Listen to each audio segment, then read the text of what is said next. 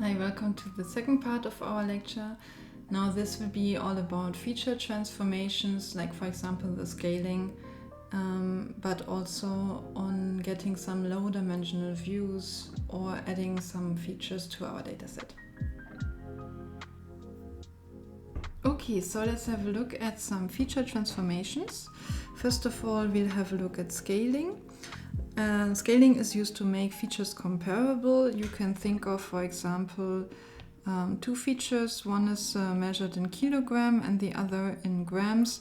So it makes sense to have both features in a comparable scale, right? That both are in kilogram, for example, because otherwise you might put more emphasis on the feature in grams because the differences in grams are just much bigger and this might seem just much more impactful than the feature in kilograms.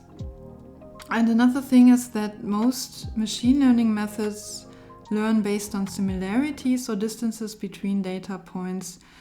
And these similarities or distances might be distorted when some of the features have much bigger values than others.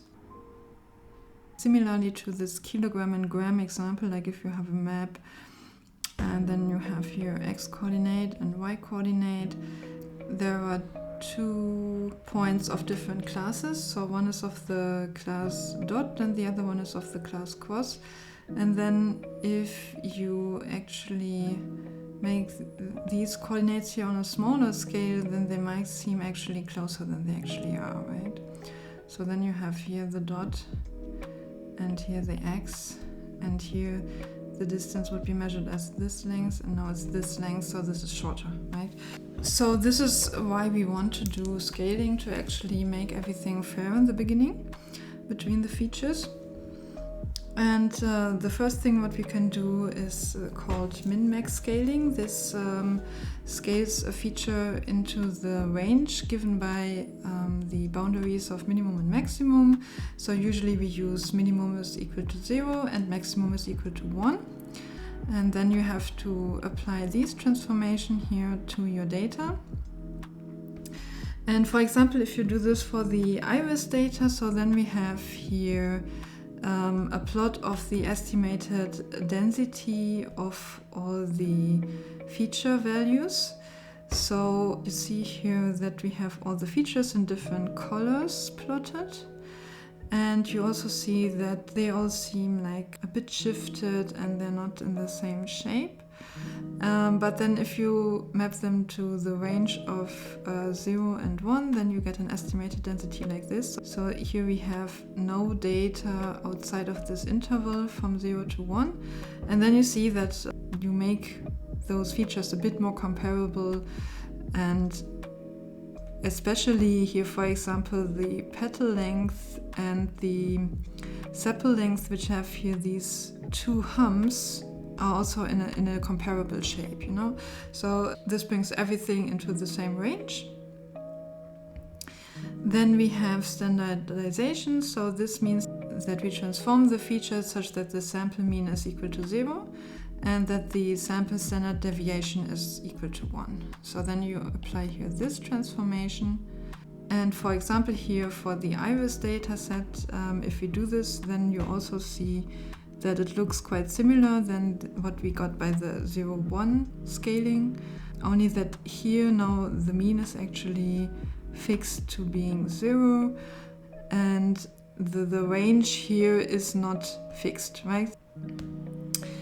Then we have robust scaling. So this is called robust scaling because it's actually good against outliers or not so sensitive against outliers.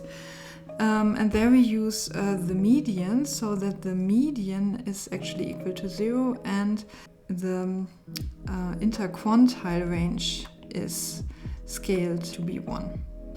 And now for the iris data, we see here, for example, that now the modes align better, right? So the difference is just that the robust scaler focuses more on the bulk of the data, so where is the most data? And this is like maybe between these intervals here, and then the data is scaled such that every feature has the bulk of the data in the same interval, more or less. If we compare the scalars, then we can make out some differences. The minimum and maximum scaling could be, for example, used for ordinal data as well. So like we have this, for example, for movie recommendations where we would have everything between 0 and 5. That doesn't make a difference if we say that 1 is the highest movie rating, right? So we can easily transfer the movie rating from 0 to 5 to a scale from 0 to 1 if that somehow makes some of these features a bit more interpretable. But the thing is that it's not robust against outliers, and we will have a look at this later. The standardization makes mostly sense for normal distributed data, because if you have normal distributed data, then these density plots actually align perfectly, because then you have data which looks a bit like this, and then for all the features you have something which looks like this Gauss curve, and that makes it just very comparable. And it's also robust to outliers, but it doesn't make sense to use this for ordinal data because you rely here on the mean and on the variance, which is strictly spoken not eligible to use for ordinal data, right? And then the robust scaling uses usually the median and the interquartile range, and those statistics are also eligible for ordinal data, so you could also use this for ordinal data. Not always does it make sense to have here also negative data as you have it with the robust scaling. Having negative movie ratings is maybe a bit weird, but okay. And it's also quite robust against outliers because it just focuses on the bulk of the data. Okay, let's do some examples and some plots of this. So first we have here some data set generated, and we have here no outliers. And we have here now two data sets. So the first one is here at the top. So this is here the unscaled data. You see here that you have a negative correlation, so that means that the data is on this line, and then you have also a bit variance into this direction here. And if you then standardize this or 0-1 scale this, then you don't see much of a difference except for those characteristics you would expect, like for example here the mean, it's not so well visible in red, but the mean is here at 0, 0, right? And for the 0-1 scale data, you have here everything in this interval from 0 to 1, so that means all your data lies here in this box. And for the robust scale data, you see also that the median here is at 0, and I think the median should be here approximately the same like the mean, so there's not a big difference. Now, if we rotate here this data, so here the data lies basically on this line with a bit of variance in this direction, and now the data lies here on this line with a bit of variance in this direction, right? In this elliptic form. And then we see that if we standardize this, then the variance, which is here in the direction of feature 1, that the variance gets now also scaled such that the variance is equal to 1, right? So that means that we get here now this ball shape. Similar things happen when we use the 0-1 scalar, so again everything is here in this box. And also we see here that basically, the dimension, the difference here between the feature 1, like that this has just another range than feature 2. Right, and if we make these ranges equally, then we get here this ball, and for the robust scalar, this happens as well. Now we add some outliers. So again, we have the data which is here on a line, which is not aligning with one of the features. And then you see that the rotation of this line, or like the angle of this line, changes a bit. For example, when we use here the standardized or the 0-1 scale data.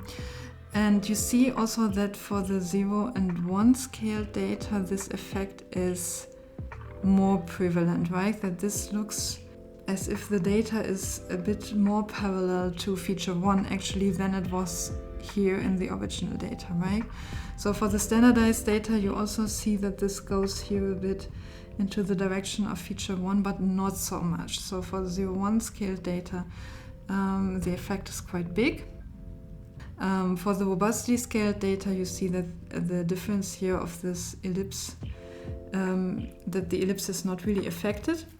And this is because you largely scale just like on a subset of the data, like where the bulk of the data is. So like on a subset of this ellipse here. So you don't even consider these outliers into your calculations at all. They're out of the 75 percentile. And then we also have a look at what happens when we have here the difference, the big difference in the variances, right? So here the variance in the direction of feature 1 is much smaller than the variance in the direction of feature 2. And then we see that for the standardized data we get again our balls somewhat, but you also see that it's a bit, like pressed down here, but this is even more visible here for the 0-1 scale data. So it's basically turning the whole thing around, right? So first we had here a lot of variance in the feature 2 direction, and now most of the data has actually a lower variance in the direction of feature 2 than it has in the direction of feature 1, right? And the robustly scaled data is actually again unaffected because we don't use the outliers for our scaling.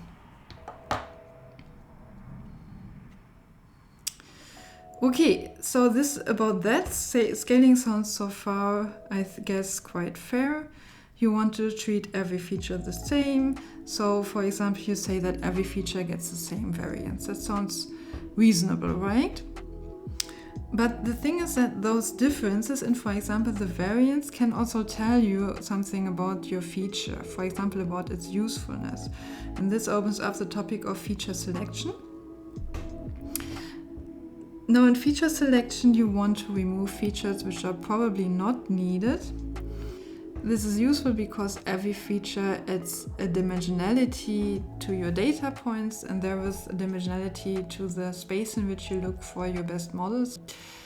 And then in high dimensional data points actually tend to be equidistant to each other. So every two data points have basically more or less the same distance.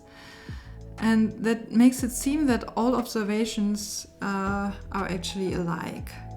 And this is also known as the curse of dimensionality. Okay, and so this is not very straightforward, I think. I also had to think long about this, why this actually happens and what that means. So let's say you have here a bunch of points, right? So for example, these 2 points are close to each other. And now if you add here some dimensionality, so you have here now 2 features, and let's say you randomly choose for all of these points a value. So let's say we have here on this axis, it's basically our points, and then we create here one random value for all of these points.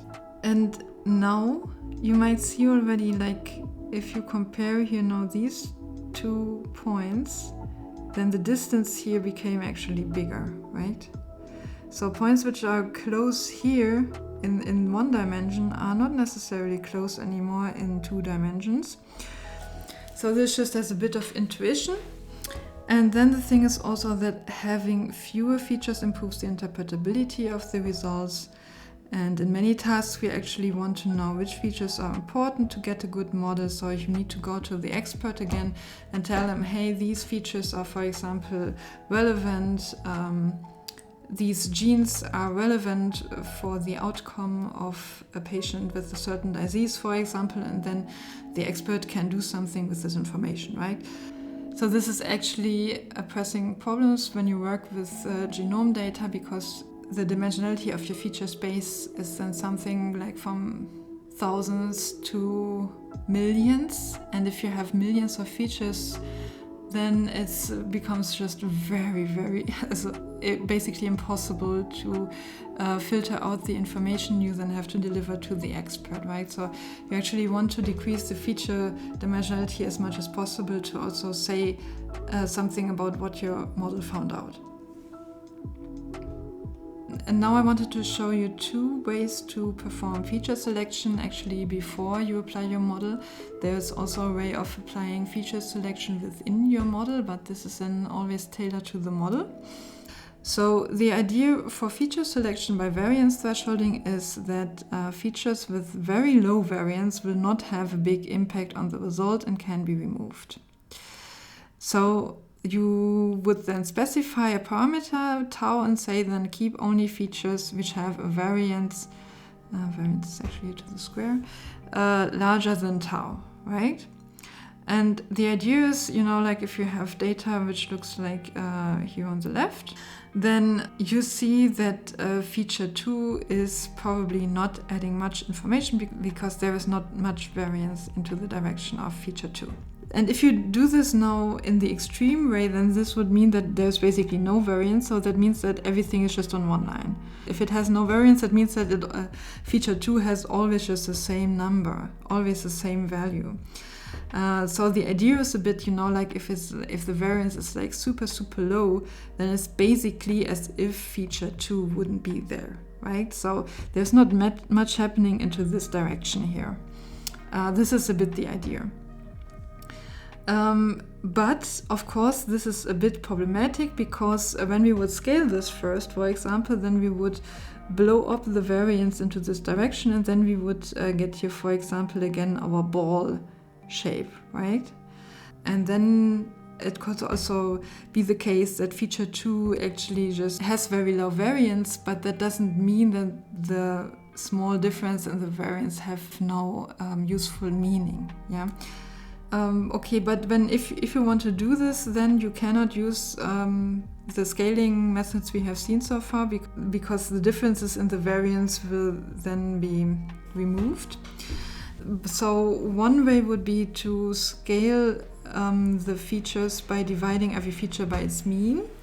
And the idea behind is that if you have a feature with a high mean, that you usually also have bigger differences, and this means higher variance in your data. So for example, if you have a feature again in grams and the other feature is in kilograms, then the variance of the feature in grams will be much higher.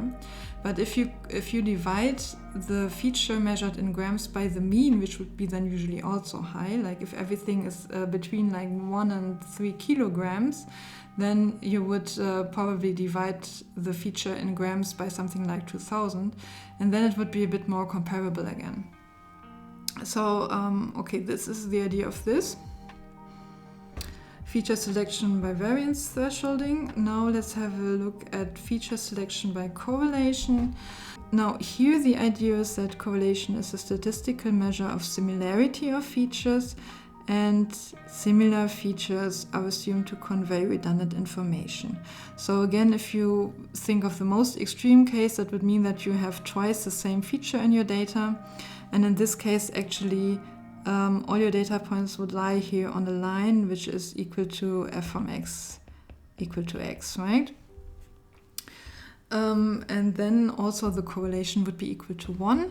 So what is done here in this feature selection by correlation is that you remove one of the features which are very similar. So if you have a correlation between two features k and l which are in absolute value larger than a specified parameter tau.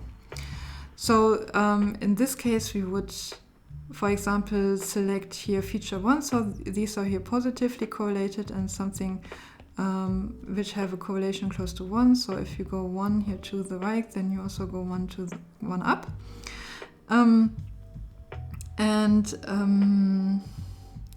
Then we can remove, for example, feature 2, and what we plot then is basically the projection of all the data points onto the axis of feature 1. So we project here all these points onto the feature 1 axis, and then we get here this plot. And if you know, like, how was it again with correlation and covariance? We have a short intermission about covariance and correlation, mainly from the perspective also as a machine learner.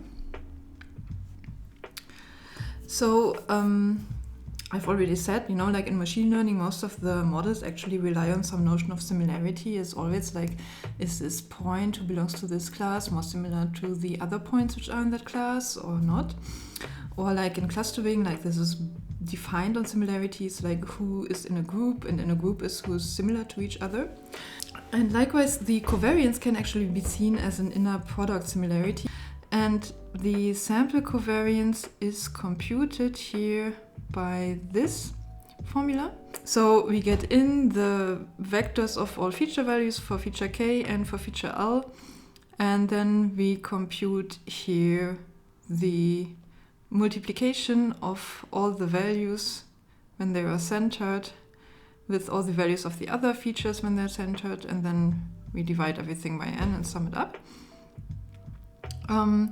Now we can write this also in terms of the centered data matrix. So C is here now D minus the constant 1 vector times the mean vector.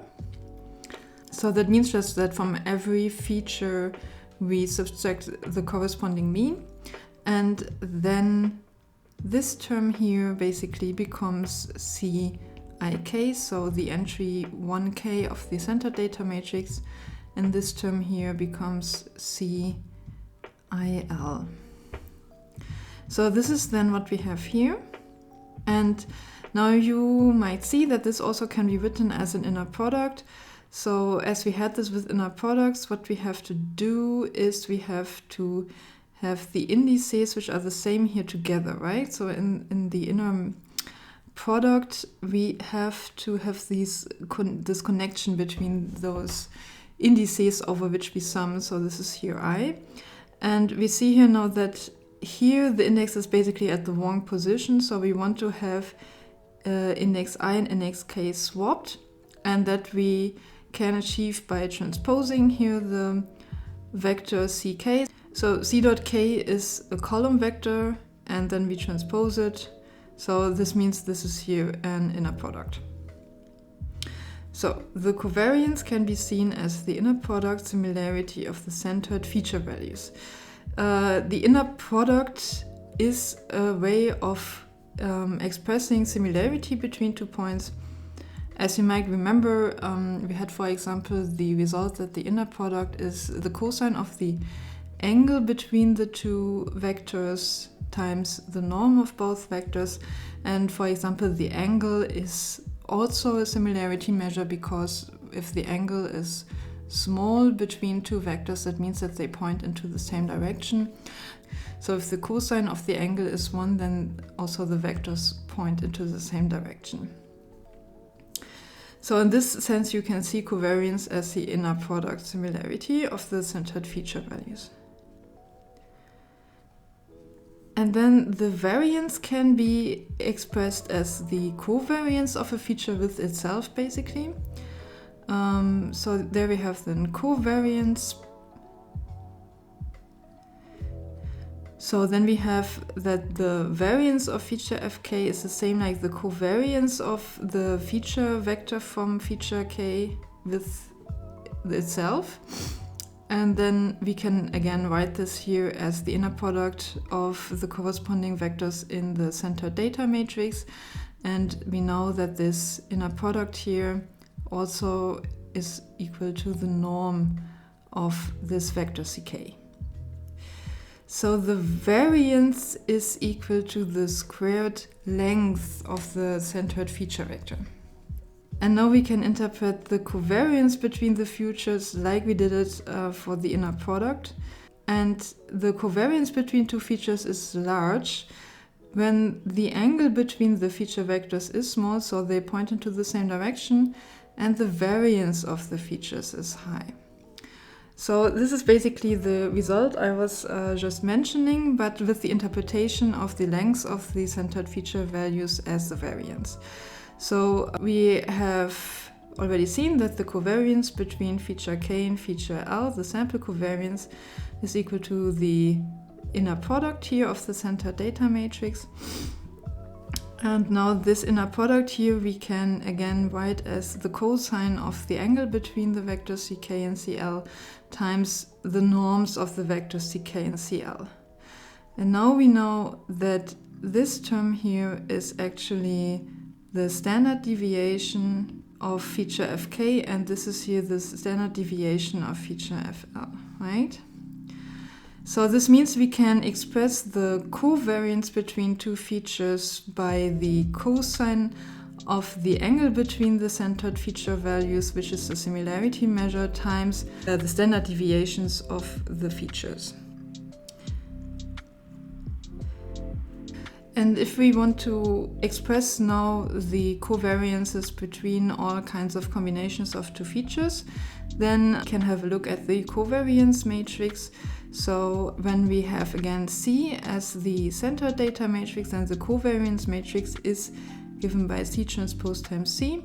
So this is a matrix which has dimensionality D times D, so it's basically features times features. And now if I want to know the covariance between feature I, so then I look here at row I and feature K. So then I look here at column K, and then I have a look, where does it meet? Here, and then here I have the covariance between feature I and feature K. And this matrix is also symmetric, right? So if you have C transpose C transposed, then this is the same like C transposed C transpose transposed. So this is the same like C transpose C. So then we have again the original matrix. And this is also because the covariance between two features is a commutative thing, right? So the covariance of feature 1 and feature D is the same like the covariance between feature D and feature 1. And on the diagonal you have then here the variances. Now we can have a look at Pearson's correlation coefficient, which is basically the normalized version of the covariance. So that means we divide now the covariance here by the standard deviations, and then by the formula we have derived earlier, that means that we now only have a look at the cosine similarity between the two centered vectors of our features. So this means also that the correlation is now in the range of -1 to 1. You have a positive correlation when you have your data approximating here this line basically. So your correlation will be 1 if you have all points lying here on this line, which is equal to f from x is equal to x. And we always have a look at the center data, so that means that if your data lies here, for example, so it's still on the translated identity function line here, and then also the correlation of this data would be approximately equal to 1. And for this point cloud here we have a low correlation of 0.05, and this is the case basically because what you do in correlation, first you center your data, right? So we move our point cloud over here, so then it's over here. And then we normalize our point cloud, so that means that we get again this picture where our ellipse is transformed into a ball, so we have a point cloud which goes over here, right?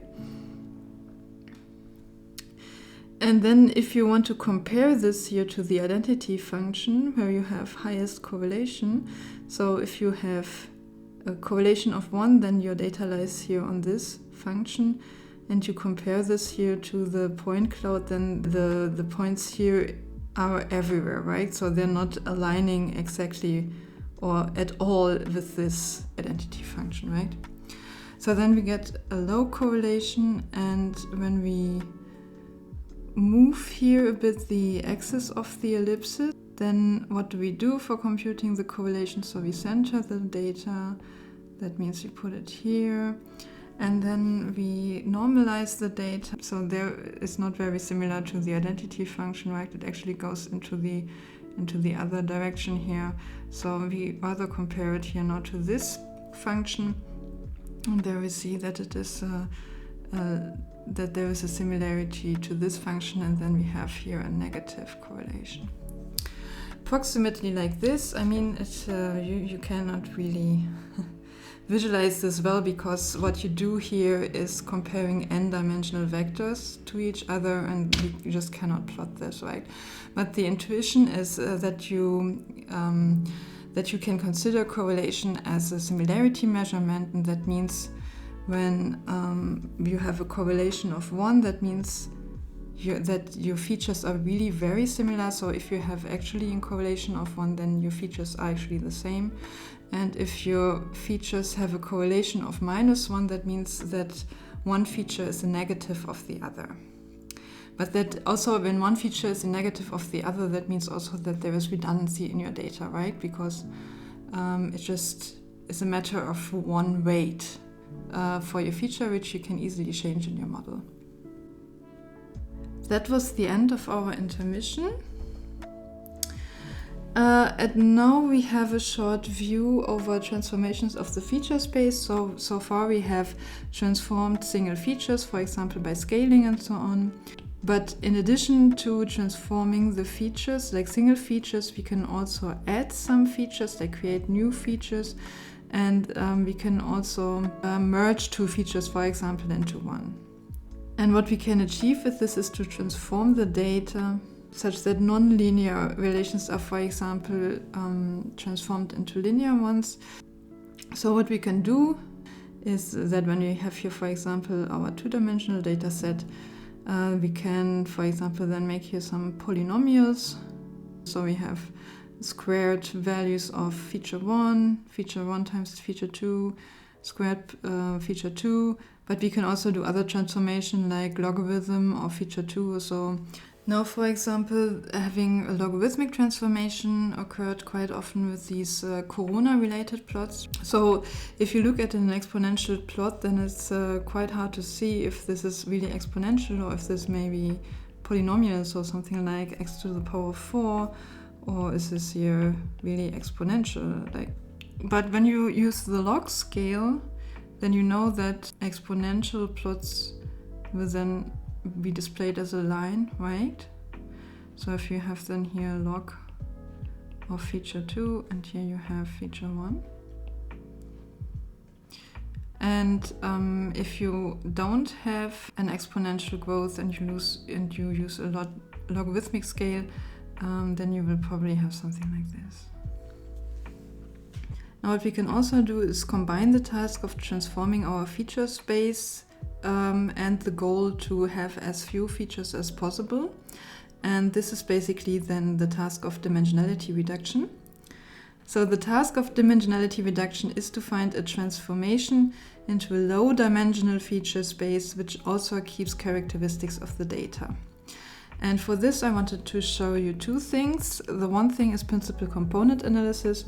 We will discuss this also in detail later in the course, but just for now we use PCA in the sense that it has the goal to maintain most of the variance in the data in its low-dimensional view. So for example, we can make a two-dimensional principal component analysis of the iris data, and then we can plot this. So we have two principal components, PC1 and PC2. And in the first principal component, you already see that this has here a wider range and there's actually a bigger variance. So the first principal component is the direction in which we have the most variance in the data. And then the second principal component is orthogonal to the first one and captures the second most variance in the data. And now we already see, this one class is better separable than the others.